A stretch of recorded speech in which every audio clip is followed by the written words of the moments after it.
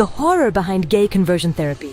It began in the 19th century. Psychiatric medicine, still emerging, aims to classify, label, and correct. It then took up the issue of homosexuality and transgenderism. At that time, anyone attracted to the same sex or identifying as the opposite sex was deemed sick, and the scientific community classified homosexuality as a mental illness. And with illness comes treatment. Curing became the watchword. Starting in the 1940s, entire textbooks focused on these so-called pathologies. Most schools of psychology and psychiatry offered methods to cure anyone who was not heterosexual or whose gender identity differed. This marked the birth of conversion therapies. To convert the sick to heterosexuality, several practices emerged, some of which were considered gentle, such as forced psychotherapy, for example, where patients were forced to undergo psychological treatment to understand what in their past had made them sick, or biological practices, where patients were given drugs, hormones, or steroids to cure them.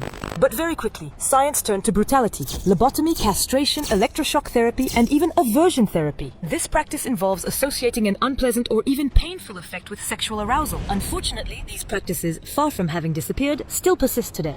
Drug treatments and aversion sessions have been reported in North America, Europe, and Asia. Yet scientists aren't the only ones adopting conversion therapies. Religious institutions have also developed methods of spiritual healing, collective prayer, encouragement to enter into heterosexual marriage or abstinence. Some countries report more severe abuses, like in Africa, where exorcism occurs. Worse still, gang rapes have been documented, with the aim of forcing a homosexual person to become normal again. These events have been denounced for years but continue to exist, and their consequences are catastrophic: loss of self-esteem, isolation, guilt, anxiety, and suicidal thoughts. Many victims report lasting psychological damage because these therapies are not therapeutic at all. They constitute psychological, physical, and sometimes sexual abuse. It took until 1990 for the WHO to remove homosexuality from the list of mental illnesses, and 2020 for the UN to finally classify conversion therapies as acts of torture. In 1999, Brazil became the first country to ban them. In Europe, only 8 countries have taken similar steps. But the battle is far from over.